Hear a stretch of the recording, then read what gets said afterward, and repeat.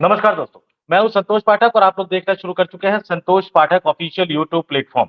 बिहार में विधानसभा चुनाव का समापन हो चुका है। थोड़ी बहुत रस्साकसी भले ही चल रही हो, लेकिन एक बात तय मानकर चल लीजिए कि बिहार में अब नीतीश कुमार ही मुख्यमंत्री बनने जा रहे हैं। ये बिल्कुल साफ है, स्पष्ट है। लेकिन अब जो सबसे बड़ा सवाल निकल कर सामने आया है कि भारतीय जनता पार्टी में जो मुद्दा लगातार लटक रहा है, जनवरी 2023 से पहले लोकसभा चुनाव को लेकर, फिर कुछ राज्यों के विधानसभा चुनाव को लेकर, फिर देश भर में जो संगठन के चुनाव चल रहे थे भारतीय जनता पार्टी के, उसको लेकर अब वो मामला एक बार फिर से जोर पकड़ता हुआ नजर आ रहा है। यानी बहुत जल्द ही भारतीय जनता पार्टी अपने नए राष्ट्रीय अध्यक्ष का ऐलान कर सकती है। और वो जो नए राष्ट्रीय अध्यक्ष बनेंगे, चूंकि हम 2025 के नवंबर में बैठे हुए हैं, 2025 के दिसंबर में या 2026 की जनवरी में जो नए राष्ट्रीय अध्यक्ष बनेंगे, कार्यकाल तो उनका 3 साल का होगा। लेकिन ये तय मानकर चल लीजिए कि वो राष्ट्रीय अध्यक्ष बनेंगे, उनके ही नेतृत्व में 2029 का लोकसभा चुनाव लड़ा जाएगा। कौन बनेगा भारतीय जनता पार्टी का अगला राष्ट्रीय अध्यक्ष?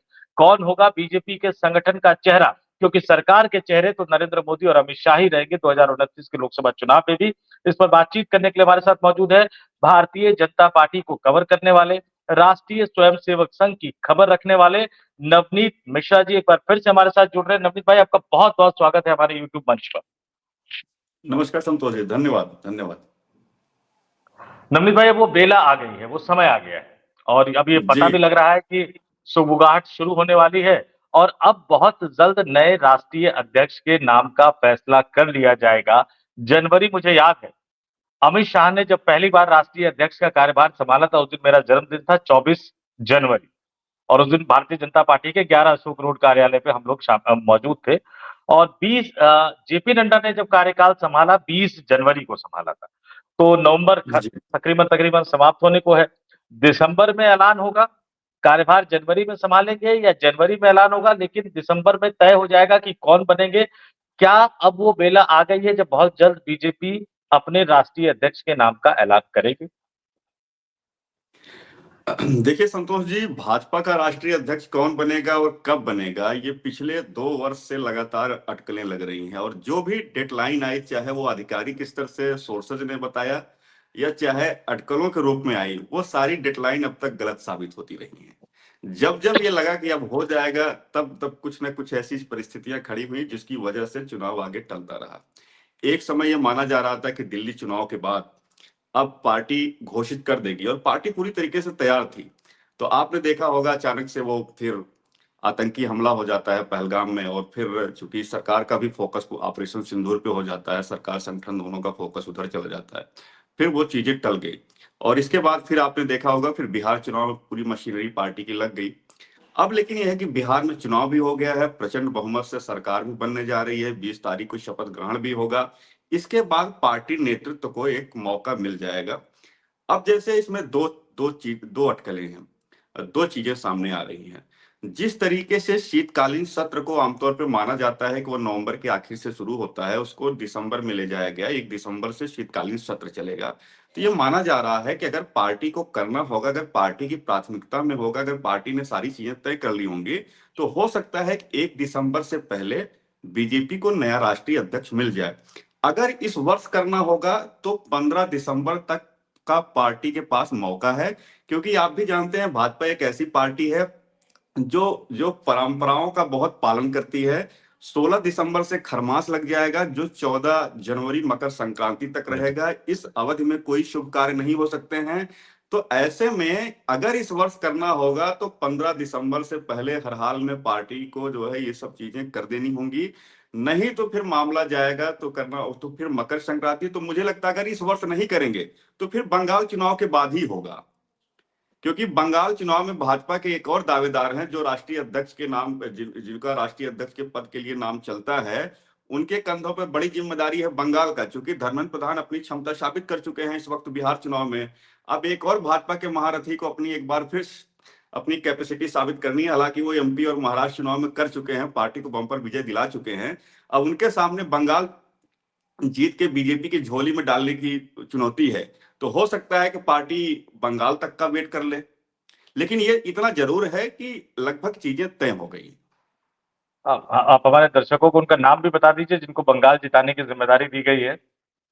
जो इस वक्त केंद्रीय मंत्री हैं भूपेंद्र यादव जी, वो इस समय बंगाल के चुनाव प्रभारी हैं, और वो भी भाजपा के राष्ट्रीय अध्यक्ष के जितने भी 5 से 6 नाम जो चल रहे हैं उसमें वो भी एक मजबूत दावेदार हैं।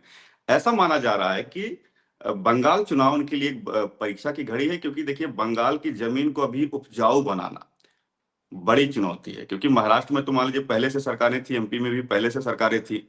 ऐसे में बंगाल जीतना वो रिपोर्ट कार्ड कहीं ज्यादा मजबूत करेगा। तो अगर नहीं अगर मान लीजिए अगर पार्टी की, देखिए मैं ये नहीं दावा करता कि कौन बनेगा कौन नहीं, लेकिन अगर पार्टी जिन नामों पे विचार कर रही है अगर उनका नाम गंभीरता से होगा तो मुझे लगता है कि उनके परीक्षा में प्रदर्शन का भी पार्टी वेट करेगी।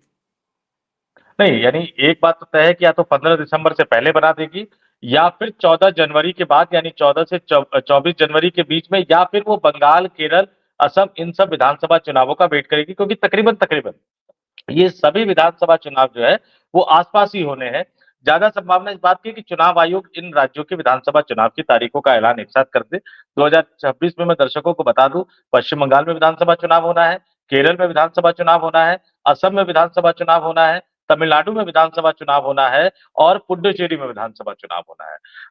नवनीत भाई, आपने जो धर्मेंद्र प्रधान और भूपेंद्र यादव की दावेदारी का जिक्र किया, उस पर तो हम बाद में जी। आएंगे, क्योंकि उसको लेकर कई तरह की बातें उसमें हैं। लेकिन एक बात जो सबसे बड़ी बात कही जाती है, जो शुरुआत हुई, देखिए भारतीय जनता पार्टी का गठन 1980 में हुआ। 1980 में भारतीय जनता पार्टी का गठन हुआ, और तमाम जितने राष्ट्रीय अध्यक्ष बने, अगर मैं उनकी एक लिस्ट गिना दूं, अटल बिहारी वाजपेयी, लाल कृष्ण आडवाणी, मुरली मनोहर जोशी, कुशाभाई ठाकरे, बंगारू लक्ष्मण, के जना कृष्णमूर्ति, एम वेंकैया नायडू, नितिन गडकरी, राजनाथ सिंह, अमित शाह, जगत प्रकाश नड्डा यानी जेपी नड्डा। जब राजनाथ सिंह अध्यक्ष हुआ करते थे, सुषमा स्वराज पार्लियामेंट्री बोर्ड की मेंबर हुआ करती थी। उन्होंने एक रिक्वेस्ट की कि भाई संगठन में 33% जो सीटें महिलाओं के लिए रिजर्व रखा जाए, हालांकि वो पूरी तरह से कभी हो नहीं पाया। उसको लेकर कई तरह की व्यवहारिक दिक्कतें थी, लेकिन सैद्धांतिक तौर पर भारतीय जनता पार्टी ने इसको एक तरह से स्वीकार कर लिया था।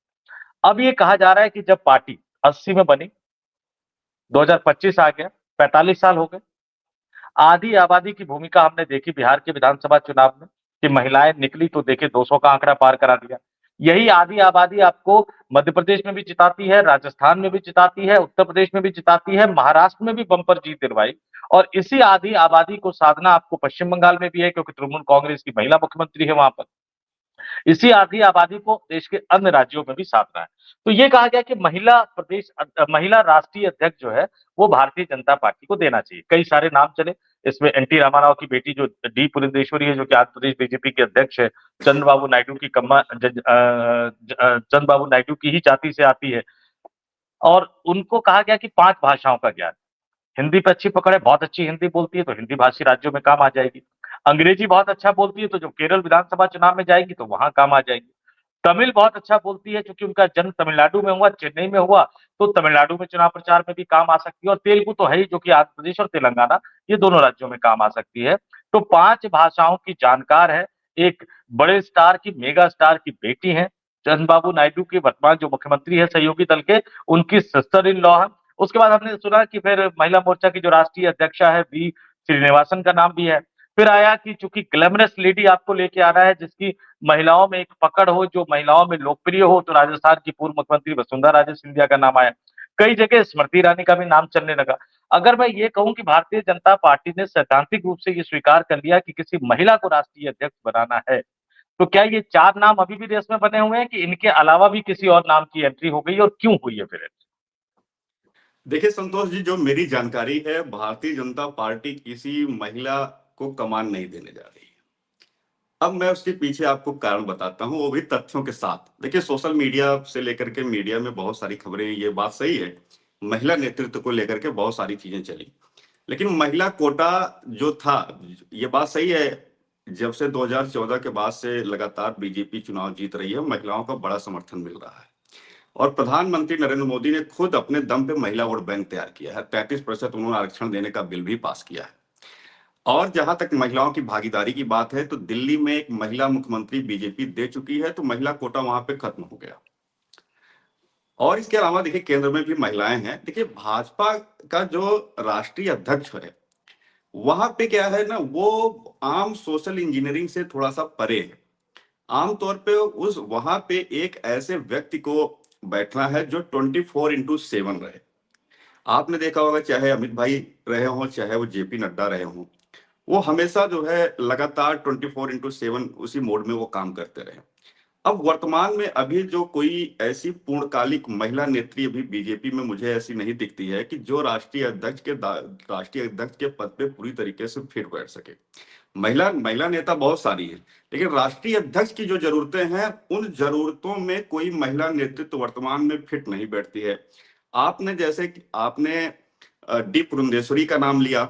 देखिए, भाजपा सांसद विधायक बनाने में, मंत्री बनाने में दूसरे दलों के नेताओं को तवज्जो दे सकती है जरूरतों के अनुसार, लेकिन राष्ट्रीय अध्यक्ष पूरी तरीके से वही बनेगा जो वैचारिक रूप से बहुत खांटी व्यक्ति होगा, जो संघ परिवार से जुड़ा होगा, जो भाजपा के आंगन में पला बढ़ा होगा, वही बनेगा। क्योंकि अगर राष्ट्रीय अध्यक्ष पद पे भी अगर आप समझौता कर लेंगे तो फिर तो संगठन की रीढ़ वही है। तो ऐसे में जो व्यक्ति बनेगा वो। अब सवाल ये है कि देखिए, डी पुरंदेश्वरी बिल्कुल जो है मेरी लिस्ट से वो बाहर है। इसके अलावा जैसे वनिथी श्रीनिवासन का नाम आपने लिया, चूंकि वो तमिलनाडु से विधायक है, महिला मोर्चा की राष्ट्रीय अध्यक्ष है। देखिए, तमिलनाडु में अगले वर्ष चुनाव है, ये बात सही है। वहां से ये चल रहा था कि तमिलनाडु से किसी चेहरे को पार्टी आगे बढ़ा सकती है, वो महिला है। लेकिन चूंकि वो महिला मोर्चा की प्रेसिडेंट रह चुकी हैं और तमिलनाडु से बीजेपी ने वाइस प्रेसिडेंट दे रखा है, देश में एक तमिलनाडु से वाइस प्रेसिडेंट दे रखा है, तो जो भौगोलिक समीकरण है, जो क्षेत्रीय समीकरण है, उसको पार्टी साध चुकी है पहले ही। इसके अलावा जैसे निर्मला सीतारमण का भी नाम चल रहा था कि वो भी तमिलनाडु से आती है, केंद्र में मंत्री हैं। लेकिन देखिए, निर्मला सीतारमण के साथ क्या है, कभी उन्होंने पार्टी में कोर जो ऑर्गेनाइजेशन पोस्ट होती है उसके लिए काम नहीं किया। आपको भी, चूंकि आप भी लंबे समय से बीजेपी को कवर करते हैं, तो राष्ट्रीय अध्यक्ष वही बनेगा जो एकदम उसको हार्डकोर जिम्मेदारियां पार्टी में जो पहले से संभाल चुका हो। निर्मला सीतारमण जी पार्टी की राष्ट्रीय प्रवक्ता के अलावा संगठन में कोई पद उनके पास नहीं रहा है। ठीक है, वो केंद्रीय मंत्री हैं, लेकिन संगठनात्मक जिम्मेदारियां उस स्तर की नहीं रही है जिस स्तर की जिम्मेदारियां राष्ट्रीय अध्यक्ष से अपेक्षित होती हैं। तो मुझे लगता है कि महिला नेतृत्व की तरफ अब पार्टी नहीं देख रही है, क्योंकि महिला नेतृत्व की जो एक प्रतिनिधित्व देने की बात थी, वो दिल्ली में पार्टी एक महिला मुख्यमंत्री बना चुकी है। और चूंकि महिला जो है, मोदी जी का जो चेहरा है खुद वो काफी है महिला वोट बटोरने के लिए। और दिल्ली में सीएम बना चुके हैं, केंद्र में कई महिलाएं, अन्नपूर्णा देवी भी वो कैबिनेट मंत्री हैं, निर्मला सीतारमण जी भी मंत्री हैं, और भी महिलाएं हैं। तो ऐसे में मुझे लगता है कि बीजेपी इस दबाव से पूरी तरीके से मुक्त है। मुक्त है। अभी हाल ही में नवनीत भाई, राजनाथ सिंह ने एक इंटरव्यू दिया था एक न्यूज चैनल को, और उन्होंने कहा था कि बिहार विधानसभा चुनाव के बाद भारतीय जनता पार्टी के नए राष्ट्रीय अध्यक्ष की नियुक्ति होगी, हमारी पार्टी में कोई विवाद नहीं। लेकिन एक बात आपने बिल्कुल सही कही कि शायद महिला अध्यक्ष ना बनाए तो फिर वो दूसरी तरफ जाए। और भारतीय जनता पार्टी का संविधान भी कहता है, कई जगह खबरें छपी, मैंने भी इसको वीडियो बनाया था, कई लोगों को तो ये भी पता नहीं कि भारतीय जनता पार्टी के राष्ट्रीय अध्यक्ष बनने की योग्यता क्या है। कई लोगों ने तो ऐसे नाम भी चला दिए जो कि 2 साल या 3 साल पहले पार्टी में शामिल हुए थे, उनको भी राष्ट्रीय अध्यक्ष बनाने की बात कह दी गई थी। तो खैर, क्या कह सकते हैं, एक नया दौर है। और मैं दर्शकों को थोड़ा-सा बता देता हूँ, क्योंकि इस पे मैंने कई स्टोरी की है, तो मैं ज़रा संविधान के बारे में बता देता हूँ कि भारतीय जनता पार्टी का जो संविधान है, हर पार्टी का भी अपना संविधान होता है। एक तो देश का संविधान है, हर पार्टी का अपना संविधान है, नवनीत भाई जानते हैं। लेकिन दर्शकों के लिए बता दूँ कि भारतीय जनता पार्टी का जो संविधान है, उसकी धारा 19 ये कहती है कि अध्यक्ष का चुनाव एक निर्वाचक मंडल के द्वारा किया जाएगा, और इस निर्वाचक मंडल में राष्ट्रीय परिषद के सदस्य होंगे, प्रदेश परिषदों के सदस्य होंगे, और चुनाव जो होगा वो राष्ट्रीय कार्यकारिणी द्वारा निर्धारित नियमों के अनुसार कराया जाएगा। लेकिन राष्ट्रीय अध्यक्ष कौन बनेगा, इसकी भी न्यूनतम योग्यता दे रखी है। ऐसा नहीं है कि कोई दूसरी पार्टी से आए और वो राष्ट्रीय अध्यक्ष बन जाए। राष्ट्रीय अध्यक्ष वही व्यक्ति हो सकेगा जो कम से कम 4 अवधियों तक सक्रिय सदस्य और कम से कम 15 वर्ष तक प्राथमिक सदस्य रहा हो। ध्यान दीजिएगा, 4 अवधियों तक, दर्शकों से कहूंगा, 4 अवधियों तक सक्रिय सदस्य रहा हो और कम से कम 15 वर्ष तक प्राथमिक सदस्य रहा हो। कई नाम तो ऐसे भी चलाए जा रहे हैं कि संघ ने कह दिया, संघ ने कह दिया, और मैं हमेशा कह रहा हूं कि वो प्राथमिक सदस्य की जो न्यूनतम योग्यता है वो पूरी नहीं कर पा रहे। हाँ, अगर बीजेपी संविधान बदलते तो कोई कुछ कह नहीं सकते, लेकिन फिलहाल तो यही है कि कम से कम 15 वर्ष तक प्राथमिक सदस्य रहा हो। निर्वाचक मंडल में से कोई भी 20 सदस्य राष्ट्रीय अध्यक्ष पद के चुनाव की योग्यता यानी अर्हता रखने वाले व्यक्ति के नाम का संयुक्त रूप से प्रस्ताव कर सकेंगे। यह संयुक्त प्रस्ताव कम से कम ऐसे 5 प्रदेशों से आना जरूरी है जहां राष्ट्रीय परिषद के चुनाव संपन्न हो चुके हो। नामांकन पत्र पर उम्मीदवार उसकी स्वीकृति आवश्यक हो। लेकिन एक नवनीत भाई, लगातार मैं भी पूछता रहता हूँ, आपने भी लगातार नेताओं से पूछे हैं, लगातार ये बात उठती रहती है, 3 साल का कार्यकाल होता है। जनवरी 2020 में अध्यक्ष चुने गए, जनवरी 2023 में उनका कार्यकाल खत्म हो गया। 24 में पार्टी को एक बड़ा लोकसभा चुनाव लड़ना था, लगातार तीसरी बार सत्ता हासिल करनी थी और उनको पता था कि विपक्षी गठबंधन इस बार एकजुट होकर लड़ेगा। तो दिल्ली में कार्यकारिणी की बैठक हुई, जिसमें जेपी नड्डा के कार्यकाल को लोकसभा चुनाव तक यानी जून 2024 तक बढ़ा दिया गया। जून 2024 के बाद औपचारिक रूप से कहीं कोई इंफॉर्मेशन नहीं कि कैसे बढ़ा, कब बढ़ा, कहां बढ़ा। जनवरी 2020 में अध्यक्ष बने, नवंबर 2025 तक बने हुए हैं। लगभग लगभग आप मान लीजिए कि 5 साल, 6 साल लगभग लगभग पूरे होने वाले हैं। भारत की नहीं, दुनिया की सबसे बड़ी पार्टी, ये सवाल बार-बार उठता है कि भैया इतना समय, लगभग 6 साल का कार्यकाल आपने दे दिया। क्या दिक्कत तो है ना कहीं न कहीं? बीजेपी अगर कुछ भी सफाई देती रहे, लेकिन कहीं न कहीं तो दिक्कत है कि आप 3 साल के कार्यकाल को 6 साल की तरफ ले गए आप। देखिए संतोष जी, जो जिस मीटिंग की आप बात कर रहे हैं, जिस मीटिंग में 2024 के लोकसभा चुनाव को देखते हुए जेपी नड्डा जी के कार्यकाल को 1 साल विस्तार करने का जो उसमें निर्णय हुआ था, उसी बैठक में ये भी तय हुआ था कि जो भाजपा पार्लियामेंट्री बोर्ड है भाजपा का, वो इस मामले पे अधिकृत है आगे से निर्णय लेने के लिए। तो आपने देखा होगा 2024 का जब लोकसभा चुनाव हुआ, इसके बाद जब चूंकि पार्टी एक ऐसी स्थिति में आ गई कि जहां पे राष्ट्रीय अध्यक्ष के चयन को लेकर के दिक्कतें सामने आई या प्रायोरिटी से मामला बाहर हो गया, तो पार्टी का जो पार्लियामेंट्री बोर्ड है वो नड्डा जी के कार्यकाल को लगातार वो बढ़ाता रहा। तो तकनीकी दृष्टि से देखें तो वो चीजें पार्टी के संविधान की दृष्टि से ही हुई हैं। अब ये जरूर है कि 3 वर्ष के बाद अगर चीजें नहीं हो पा रही हैं, 3 वर्ष के कार्यकाल के बाद अगर या तो जो है लगातार दूसरी बार निर्वाचन होता, तो खैर वो परिस्थितियों के मद्देनजर उसको बढ़ाया जाता रहेगा। अब आपका जो सवाल ये है कि आखिर वही लाख टके का जो सवाल है कि आखिर राष्ट्रीय अध्यक्ष का चयन हो क्यों नहीं पा रहा। देखिए उसके पीछे कई रीजन थे। आपको याद होगा जब 2019 में 303 सीटें पार्टी की आई, तो जैसे ही आपने देखा होगा अमित भाई शाह जो राष्ट्रीय अध्यक्ष रहे, वो जैसे ही मोदी सरकार में गृह मंत्री बने, तुरंत आपने देखा होगा जून में जेपी नड्डा कार्यकारी राष्ट्रीय अध्यक्ष हो गए। बिल्कुल। इसलिए कार्यकारी हो गए क्योंकि जब तक चुनाव नहीं हो जाएगा तब तक आप पूर्णकालिक नहीं बनेंगे। तो तब तक संगठनात्मक चुनाव हुए, आधे से अधिक राज्यों में जो चुनाव होता है पार्टी का वो चुनाव हुआ। तो 20 जनवरी 2020 को फिर नड्डा जी पूर्णकालिक अध्यक्ष हुए। इस बार क्या है, 2024 में भाजपा की सीटें हो गई 240। तो सारे समीकरण देखा जाए, जो एक अनुकूल समीकरण चल रहे थे वो थोड़े से समीकरण इस बार बदल गए। तो पार्टी एक बहुत ही एक अलग दौर में चली गई। पहले तो पार्टी को क्या है ये समझ में नहीं आया कि ये चीजें कैसे हो गई कि जो पार्टी लगातार 2 बार अकेले दम पे पूर्ण बहुमत हासिल कर रही हो, वो पार्टी 240 में कैसे चली गई। तो इसको लेकर के समीक्षा पे पार्टी का फोकस हो गया। संगठनात्मक नेतृत्व परिवर्तन की जगह पार्टी कोर्स करेक्शन में जुट गई कि हमें वो कौन सी हमने गड़बड़ियां की, चाहे संगठनात्मक स्तर पे हुई हो चाहे अन्य लेवल पे हुई हैं। तो पार्टी क्या है वो कोर्स करेक्शन में जुट गई क्योंकि नेतृत्व परिवर्तन लिस्ट से ही बाहर हो गया। और ये बात सही है, ये पार्टी का ये समझदारी भरा निर्णय था कि जब आपका मुश्किल दौर हो तो उस वक्त आपको पहले अपनी खामियों को सुधारने पे फोकस होना चाहिए, ना कि नेतृत्व परिवर्तन पे होना चाहिए। तो खैर ये चीजें थी।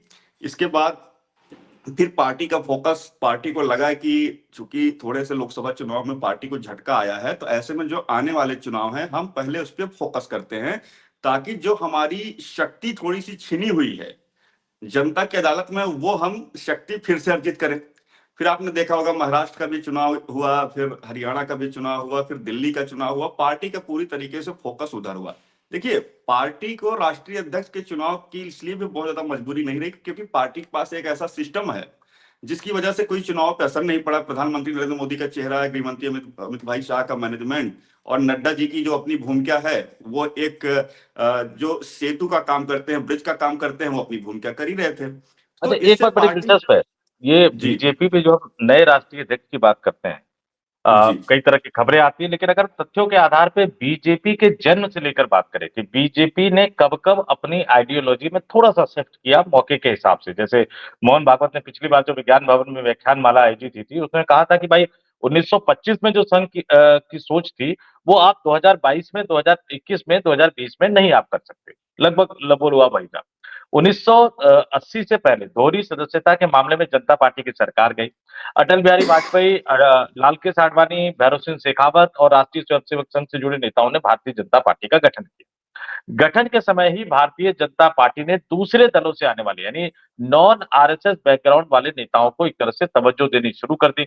और इसमें पूर्व जो कानून मंत्री थे उस समय, 1980 की बात कर रहा हूँ, शांति भूषण, मशहूर वकील राम जेठमलानी, बाद में जेठमलानी को अटल बिहारी वाजपेयी सरकार में मंत्री भी बनाया था उन्होंने, सुप्रीम कोर्ट के पूर्व जज के एस हेगड़े और पूर्व कांग्रेस नेता सिकंदर बख्श, इन सबका खुले मन से स्वागत किया गया। यहाँ तक कि भारतीय जनता पार्टी का जो संविधान बनाने के लिए जो कमेटी बनाई गई थी, उसमें 3 सदस्यीय जो कमेटी थी, उसमें 2 सदस्य जो थे वो आरएसएस बैकग्राउंड से बाहर के। राम जेठमलानी विभाजन के बाद सिंध से शरणार्थी के तौर पर आए थे, जबकि सिकंदर बख्त दिल्ली के मुसलमान थे और बाद में लंबे समय तक वो भारतीय जनता पार्टी का एक मुस्लिम चेहरा रहे। सिकंदर बख्त ने ही पार्टी अध्यक्ष के तौर पर वाजपेयी के नाम का प्रस्ताव किया था, जिसको राजस्थान के बीजेपी नेता भैरों सिंह शेखावत ने अपना समर्थन किया था। 1980 में गांधीवादी समाजवाद को एक तरह से भारतीय जनता पार्टी ने अपनाया और जो संस्थापक सदस्य थी विजय राजे सिंधिया, वसुंधरा राजे सिंधिया की माता जी, काफी लंबा चौड़ा विवाद हुआ लेकिन बहुमत का सम्मान करते हुए गांधीवादी समाजवाद का रास्ता अपनाया। 84 में जब बीजेपी पूरी तरह से हारी, इंदिरा गांधी की हत्या के बाद जो सहानुभूति लहर चली, उसके बाद फिर जब राम मंदिर आंदोलन शुरू हुआ तो पालमपुर के अधिवेशन में बीजेपी ने थोड़ा सा अपने स्टैंड जो गांधीवादी समाजवाद था उसको चेंज करके वो राम मंदिर आंदोलन को राजनीतिक रूप से उन्होंने समर्थन दिया। उसके बाद चीजें बदलती गई, बाहर से आने वाले नेताओं को तवज्जो मिलती गई। बाद में हमने देखा कि बाहर से आने वाले कई नेताओं को, यहाँ तक कि असम में हिमंता बिस्वा शर्मा को मुख्यमंत्री तक बना दिया। अब जो आप कह रहे हैं उसके बाद 90 का दशक, मतलब हिमंता बिस्वा शर्मा से पहले, ये तो अभी की बात है।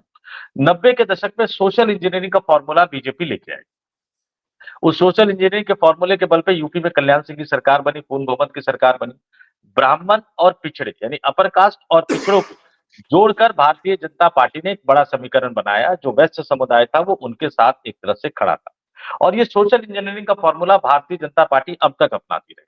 नरेंद्र मोदी पिछड़े ओबीसी के तौर पर अगर सरकार के मुखिया है, तो संगठन के मुखिया ब्राह्मण चेहरे हैं यानी जेपी नड्डा है। अब जो आप कह रहे हैं कि भूपेंद्र यादव या धर्मेंद्र प्रधान, अगर इन दोनों में से कोई पार्टी के राष्ट्रीय अध्यक्ष बनते हैं, इस लिस्ट में मैं शिवराज सिंह चौहान को भी जोड़ लेता हूँ। अगर इनमें से कोई राष्ट्रीय अध्यक्ष बनेगा तो सोशल इंजीनियरिंग का फॉर्मूला तो टूट जाएगा। सरकार का मुखिया भी ओबीसी, पार्टी का मुखिया भी ओबीसी। क्या आपको लगता है कि ये संभव है, या पार्टी अभी भी किसी अपर कास्ट को ढूंढ रही है? कोई ब्राह्मण चेहरा सामने आ जाए, कोई राजपूत चेहरा सामने आ जाए, या कोई वैश्य चेहरा सामने आ जाए, ताकि बीजेपी और आरएसएस का जो सोशल इंजीनियरिंग का फॉर्मूला है वो सरकार और संगठन में बैलेंस बना के रखे। यहाँ लगता नहीं कि भूपेंद्र यादव और धर्मेंद्र प्रधान का नाम कट सकता है, इवन शिवराज सिंह चौहान का? हाँ, देखिए संतोष जी, मैं इसी पे कुछ तथ्य रखना चाहूंगा। ये बात बिल्कुल सही है कि देखिए, अगर आज के दौर में देखा जाए तो मोदी जी का जो चेहरा है वो मंडल और कमंडल दोनों को साधता है। वो हिंदुत्व के एक झंडा बरदार भी हैं और प्रखर हिंदुत्व को उन्होंने अपने समय में धार दिया है। और दूसरी बात है कि जब ओबीसी चेहरे की बात होती है तो उस खांचे में भी प्रधानमंत्री नरेंद्र मोदी फिर बैठते हैं। तो भाजपा के लिए वो सामाजिक न्याय के भी प्रतीक बनते हैं और हिंदुत्व के भी प्रतीक बनते हैं। और भाजपा में आज की डेट में ऐसे कोई बिरला नेता नहीं है, मतलब वो एक बिरले नेता है जो दोनों खांचे में फिट बैठते हैं, जो भारत की राजनीति की जो जरूरत है। और यही वजह है कि लगातार वो जो है भाजपा को चुनाव की मशीन बनाए हुए है। अब जैसे सवाल ये उठता है, ये बात बिल्कुल सही है, सबसे बड़ा सवाल ये है कि अगर प्रधानमंत्री पद पे नरेंद्र भाई मोदी अगर एक ओबीसी चेहरे हैं, क्योंकि राजनीति में क्या होता है कि जाति भी कई बार मैटर करती है, बिल्कुल। तो ऐसे में क्या भाजपा का जो राष्ट्रीय अध्यक्ष होगा क्या वो भी ओबीसी होगा, या संघ परिवार या भाजपा सोशल इंजीनियरिंग के मकसद से भाजपा के राष्ट्रीय अध्यक्ष की कमान किसी कोर वोटर माने जाने वाले वर्ग से कोई ऐसा चेहरा दे सकते हैं? अब इसमें आपको ये भी होगा कि जब 2024 के लोकसभा चुनाव में पार्टी की सीटें कम हुई, पार्टी अपने दम पे बहुमत से खिसकी, तो माना गया कि भाजपा ने 2014 से सोशल इंजीनियरिंग के जरिए जो अपना सोशल बेस बढ़ाया था दलित पिछड़ों में, उसका एक बड़ा वर्ग छिटका, अलग अलग कारणों से, संविधान बचाओ अन्य मामलों से। तो ऐसे में पार्टी कोई राष्ट्रीय अध्यक्ष एक ओबीसी फेस को आगे कर सकती है, ये बात। लेकिन आपने देखा होगा जब ये इधर बीच जब पहलगाम का वो आतंकी हमला हुआ था और फिर ऑपरेशन सिंदूर और सारी चीजें चल रही थी, बीच में एक डिसीजन हुआ था जातिगत जनगणना कराने का। राहुल गांधी जिस चीज को बहुत जोर शोर से प्रचारित कर रहे थे, तो कुछ मेरी पार्टी के नेताओं से भी बातचीत हुई, तो उनका ये कहना था कि जातिगत जनगणना जैसा इतना बड़ा निर्णय पार्टी ने लिया है, ऐसे में हम संगठन किसी ओबीसी चेहरे को राष्ट्रीय अध्यक्ष बनाने के दबाव से कुछ हद तक मुक्त हो गया है। तो ऐसे में ये बिल्कुल। माना जा सकता है, ऐसे में ये माना जा सकता है कि जो एक वक्त लग रहा था कि भाजपा किसी ओबीसी चेहरे को ही राष्ट्रीय अध्यक्ष बनाएगी, ऐसे में अब जो है ये माना जा रहा है कि भाजपा अपनी किसी कोर वोटर से जो है किसी ऐसे चेहरे को आगे ला सकती है, क्योंकि प्रधानमंत्री नरेंद्र मोदी वो दोनों जरूरतों को एक साथ पूरा कर रहे हैं, वो ओबीसी चेहरे भी हैं, हिंदुत्व के आइकॉन भी हैं। ऐसे में राष्ट्रीय अध्यक्ष पे कोई ऐसा व्यक्ति लाया जाए जो पार्टी के कोर वोटर से जुड़ा जुड़ा हो, तो ऐसे में अगर अगर ये चीजें सही होंगी, तो मेरे ख्याल से जो ओबीसी चेहरे हैं जिनके नाम चल रहे हैं, तो फिर वो पीछे छूट सकते हैं, वो पीछे छूट सकते हैं। हालांकि एक बार देखिए, अगर एक अगर बार देखिए जैसे भूपेंद्र यादव या धर्मेंद्र प्रधान, इनके साथ क्या है, सबसे प्लस फैक्टर क्या है कि ये दोनों एक तो ओबीसी चेहरे हैं, और दो देश की जो राजनीति है वो ओबीसी सेंट्रिक पॉलिटिक्स इस समय चल रही है। दूसरी बात ये, अगर इनको देखा जाए तो परफॉर्मेंस के आधार पे भी ये 20 ठहरते हैं। भूपेंद्र यादव के खाते में कई बड़े स्टेट की जीत है, जैसे एमपी में भी प्रचंड विजय हुई, एमपी के प्रभारी रहे, महाराष्ट्र के प्रभारी रहे। भूपेंद्र ये धर्मेंद्र प्रधान के खाते में देखा जाए तो 2022 की यूपी जैसे स्टेट की विजय, इसके बाद उन्होंने हरियाणा पार्टी को जिताया, और अब बिहार जैसा स्टेट भी जो है जिताया। तो उनके पास भी 3 बड़े स्टेट, इधर हाल फिलहाल के जो उदाहरण देखेंगे उनके पास भी 3 बड़े स्टेट हैं। दोनों ओबीसी हैं और दोनों पार्टी की संगठनात्मक जो है राजनीति में पक्के खिलाड़ी हैं। संगठन और सरकार दोनों में उनका गहरा अनुभव है, संसदीय राजनीति के जानकार भी हैं, पार्टी की जो जरूरतें होती हैं उसमें फिट बैठते हैं। तो ऐसे में अगर ओबीसी और संगठनात्मक कौशल दोनों को देखा जाए तो दोनों नेता 20 ठहरते हैं। अब जैसे शिवराज सिंह चौहान का जो नाम सामने आता है, देखिए शिवराज सिंह चौहान, इसमें कोई दो राय नहीं कि वो एक ऐसे नेता है जो पार्टी में जान फूंक सकते हैं। हालांकि पार्टी में तो पहले से जान फूकी हुई है, क्योंकि बिहार की जो प्रचंड विजय है वो ऐसे नहीं आती। लेकिन वो एक ऐसे नेता है जो बहुत मेहनती मेहनती नेता है और ओबीसी के बड़े चेहरे हैं। लेकिन सवाल उठता है, जो पार्टी पीढ़ी परिवर्तन के दौर से गुजर रही है, मध्य प्रदेश से शिवराज सिंह जी को वहां से दिल्ली इसीलिए लाया गया कि मध्य प्रदेश में एक नया नेतृत्व हमको देना है, क्योंकि शिवराज जी लंबे समय से वहां मुख्यमंत्री रहे। तो एक नहीं, आपने एक बात बिल्कुल सही कही। आपने नवदीप भाई एक बात। सेकंड लाइन लीडर, देखिए मैं अपनी पूरी बात कर लूं।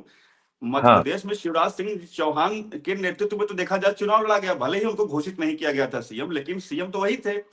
तो इतना प्रचंड विजय आना, तो इसका मतलब है कि शिवराज सिंह चौहान के खिलाफ कोई जनता में नाराजगी नहीं थी, न तो कोई ऐसा किसी स्कैंडल में वो फंसे थे कि उनको वहां से हटा दिया गया। उनको तो हटाया सिर्फ इसलिए गया था कि पार्टी को वहां पे एक नए नेतृत्व को, क्योंकि वो एक सीनियर लीडर हो गए थे, एक पार्टी को वहां पे दूसरी कतार के एक नेता को स्टैब्लिश करना था, तो उनको दिल्ली लाया गया। अब सवाल उठता है कि अगर शिवराज जी को पीढ़ी परिवर्तन की वजह से अगर मध्य प्रदेश से हटा के दिल्ली लाया गया, तो क्या संगठन की कमान उनको दी जाएगी? तो जो भाजपा 2014 के बाद से पीढ़ी परिवर्तन के दौर से गुजर रही है, नए लीडरशिप जो 50 से 60 साल के बीच के हैं उनको पार्टी आगे बढ़ा रही है, तो फिर उस पीढ़ी परिवर्तन के मॉडल का क्या होगा? ये बिल्कुल ठीक कहा आपने। और ये बात बिल्कुल सही है कि जो नया राष्ट्रीय अध्यक्ष होगा वो भारतीय जनता पार्टी में जनरेशनल चेंज का एक प्रतीक होगा। यानी जो नया राष्ट्रीय अध्यक्ष बनेगा वो राजनीति के लिहाज से युवा होगा, और उसके बाद जो परिवर्तन का दौर शुरू होगा, पार्टी का संगठन बदला जाएगा, बीजेपी का जो राष्ट्रीय मुख्यालय है उसमें तमाम चेहरे नए नजर आएंगे, जैसा कि कहा जाता है कि घर के सारे बल्ब बदल देंगे टाइप का है। फिर राज्यों में नेतृत्व परिवर्तन होगा, फिर अंत तक केंद्र में नेतृत्व परिवर्तन होगा। और एक बड़ी अच्छी बात है नवनीत भाई, मैं कहना चाहूंगा, जब मैं सोशल इंजीनियरिंग की बात कर रहा था कुछ साल पहले का जिक्र करता हूं, जब मध्य प्रदेश में भारतीय जनता पार्टी चुनाव हार गई और कमलनाथ वहां के मुख्यमंत्री बन गए थे, उसी समय से ये ओबीसी की चीजें बहुत ज्यादा चल रही। तो एक बड़े नेता, बीजेपी नाम नहीं लेना चाहूंगा, लेकिन वो हमारा प्रोग्राम जरूर देखेंगे, मैं जानता हूं वो देखेंगे, तो ये तथ्य सिर्फ उन्हीं के सामने रख रहा हूं। तो उन्होंने कहा कि इससे जो है वो बीजेपी मजबूत होगी। मैंने कहा कि अगर अपर कास्ट को आप नहीं साधोगे तो बिना अपर कास्ट को साधे आप मजबूत नहीं होगे। मध्य प्रदेश के विधानसभा चुनाव के नतीजों ने बता दिया। तो उन्होंने कहा कि ओबीसी जाति जनगणना से जो है वो अपर कास्ट को नुकसान होगा। मैंने कहा नहीं, जाति जनगणना से अगर सबसे ज्यादा फायदा होगा तो दो वर्ग को, ओबीसी की वो जातियां जिनको आरक्षण का लाभ नहीं मिला, और अपर कास्ट जिसमें ब्राह्मण, भूमिहार, क्षत्रिय आते हैं, क्योंकि राजनीति बदलेगी। 2025 से पहले कोई सोच नहीं सकता था कि बिहार में 1990 के बाद 2025 तक कोई नहीं सोच सकता था कि अपर कास्ट का कोई मुख्यमंत्री बनेगा या अपर कास्ट के विधायकों की संख्या ज्यादा होगी। इस बार के चुनाव में उसी भारतीय जनता पार्टी और एनडीए गठबंधन को एक ठीक ठाक मार्जिन में अपर कास्ट के उम्मीदवारों को टिकट देना पड़ा। देखिए राजनीति कैसे बदल रही है तेजी से, उसको देखना है। अब इस बार का जरा मैं विधानसभा का गणित बता देता हूँ। राजपूत जीते हैं 32, यादव सिर्फ 28 जीते। आगे आ जाइए, भूमिहार जीते हैं 23, वैश्य जीते हैं 26 और ब्राह्मण जीते हैं 14। तो जो आरक्षण, जो कई लोग कहते थे कि आरक्षण समाप्त कैसे होगा, मैंने कहा आरक्षण को आप 100% तक बढ़ा दो, आप 80% तक बढ़ा दो। जब वो जातियां जिनको आरक्षण का लाभ नहीं मिला है ओबीसी में और दलित में, जब वो आरक्षण का लाभ हासिल करेगी और जो क्रीमी लेयर निकलना शुरू होगा तो बदलाव की एक नई लहर शुरू होगी। तो एक सोशल इंजीनियरिंग के फॉर्मूले को तो ध्यान रखना ही होगा। निश्चित तौर पर आपने कहा, और एक बात तो भारतीय जनता पार्टी में कही जाती है कि भाई बीजेपी में कब क्या कैसे होगा ये कुछ ही लोगों को पता होता है, और इसका अनुमान लगा पाना नरेंद्र मोदी ने कम से कम ये तो साबित कर दिया है कि अब बीजेपी में सेंध लगा पाना थोड़ा सा देखिए मुश्किल होता है। एक हालांकि एक नवनीत चीज भाई ने और कई बार। एक चीज हाँ। और मैं जोड़ना चाहूँ, एक चीज मैं और जोड़ना चाहूंगा। जैसे अगर ओबीसी चेहरों की बात होगी, एक नाम को लोग भूल जाते हैं और वो नाम छुपा रुस्तम साबित हो सकता है। वो नाम है जी किशन रेड्डी का। केंद्र हम्म। सरकार में वो मंत्री हैं, 2019 से लगातार मंत्री हैं, लो प्रोफाइल रहते हैं, कंट्रोवर्सी में नहीं रहते हैं। और सबसे बड़ी चीज है कि ये एक तो ओबीसी फेस है, दूसरा तेलंगाना से आते हैं, मिशन साउथ। और तेलंगाना वो स्टेट है जो कर्नाटक के बाद अगर बीजेपी साउथ में कोई दूसरा स्टेट अपने दम पे जीत सकती है तो वो तेलंगाना ही है। इसके अलावा सबसे बड़ी चीज है कि प्रधानमंत्री नरेंद्र मोदी आज का जो मंत्रिमंडल है, अमित भाई शाह और जेपी नड्डा के बाद अगर कोई सबसे पुराना साथी है अगर मोदी जी का, वो है जी किशन रेड्डी। आपको एक तस्वीर आप हमेशा वायरल होती है जिसमें मोदी जी जब वो संगठन की राजनीति करते थे तो वो व्हाइट हाउस गए थे, अमेरिका गए थे, उसके बाहर एक तस्वीर उनकी वायरल होती है, वो गेट पे खड़े हुए हैं। उनके उनके साथ जो एक नौजवान खड़ा हुआ है वो जी किशन रेड्डी है। वो 1992-93 में संभवतः वो गए थे उस वक्त। तो आप सोचिए उस वक्त का उनका रिश्ता है। और जी किशन रेड्डी आंध्र प्रदेश के भी प्रदेश अध्यक्ष रहे जब तेलंगाना अलग राज्य नहीं बना था, और तेलंगाना के भी प्रेसिडेंट रहे। केंद्र में लगातार वो 2019 से मंत्री हैं। कोयला मंत्री रहते हुए भी उनपे कोई कभी कंट्रोवर्सी के वो शिकार नहीं हुए, जबकि माना जाता है कोयला मंत्रालय एक ऐसा है कालिख वहां पे लग ही जाता है। कालिक लगी तो जाती है। इंटीग्रिटी भी उनकी डाउटफुल नहीं है। और इसके अलावा वो संगठन के मामले के जो है प्रदेश अध्यक्ष भी रहे हैं, दो दो स्टेट देखे हैं, केंद्र में मंत्री भी हैं। प्रधानमंत्री नरेंद्र मोदी से उनका बहुत गहरा रिश्ता है, एक जो भरोसे का संकट है वो भी नहीं है उनके साथ। तो अगर अगर दक्षिण को भी साधना है, तेलंगाना को भी साधना है, ओबीसी को भी साधना है, और सबसे बड़ी चीज है कि लो प्रोफाइल है, एक ऐसा व्यक्ति जो सिर्फ काम से काम से मतलब रखता है, तो ऐसे में जी किशन रेड्डी भी एक छुपा रुस्तम हो सकते हैं।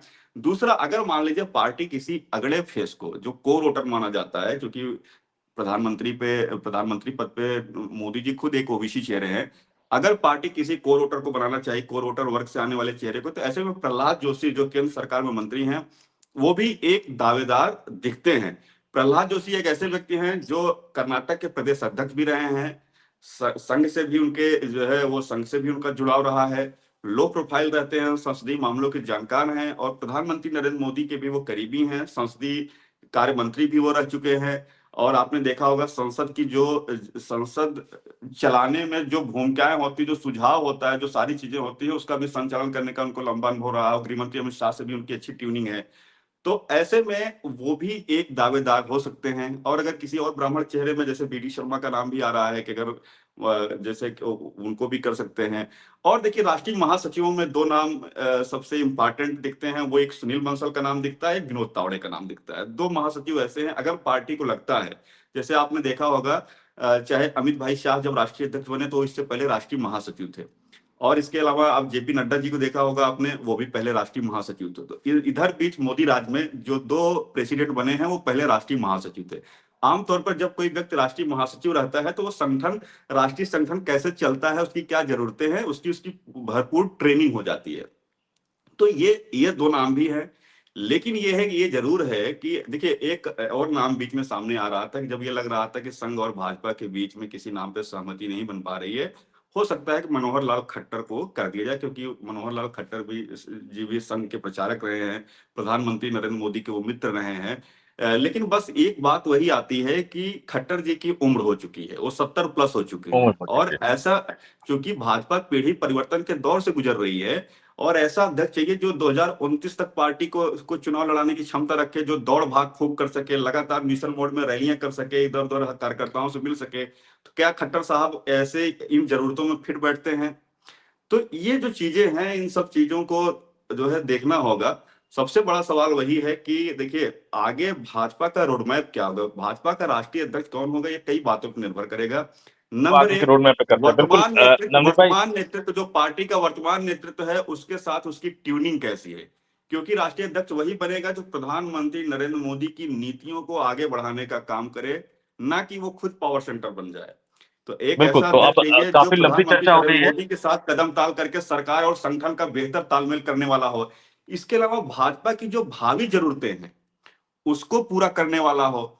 इसके अलावा ऐसा व्यक्ति हो जो महत्वाकांक्षी ना हो, महत्वाकांक्षा और प्रसिद्धि को परे रखकर जो भाजपा की राजनीति है, वो सिर्फ पार्टी अध्यक्ष की कुर्सी पे बैठ करके वही काम करे जो पार्टी चाहती है, और जो सरकार के हित में हो, जो संगठन के हित में हो, ना कि अपना एजेंडा चलाने वाला हो। आमतौर पर आपने देखा होगा जो इधर बीच के दोनों अध्यक्ष हुए, चाहे अमित भाई शाह हो, चाहे वो जेपी नड्डा हो, उन्होंने जो भी फैसले लिए, जो भी चीजें उनकी रही हैं, वो सब सरकार और संगठन को लक्ष्य में रख करके ही चीजें उन्होंने की।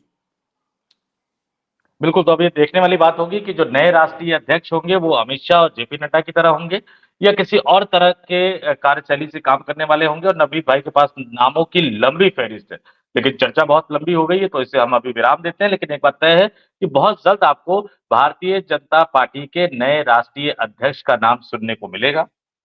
ज्यादा संभावना है 15 दिसंबर से पहले या फिर 14 जनवरी के बाद 14 से 24 जनवरी के बीच में। और आगे भी हम कोशिश करेंगे इस मसले पर, अगर जो भी ब्रेकिंग खबर होगी तो नवनीत भाई को अपने साथ जोड़े और इस पर आपको तमाम तथ्यों के साथ अवगत कराए। तो इस चर्चा में इतना ही। हमारे साथ इस प्लेटफॉर्म पर जुड़ने के लिए नवनीत भाई आपका बहुत बहुत धन्यवाद। धन्यवाद, धन्यवाद संतोष।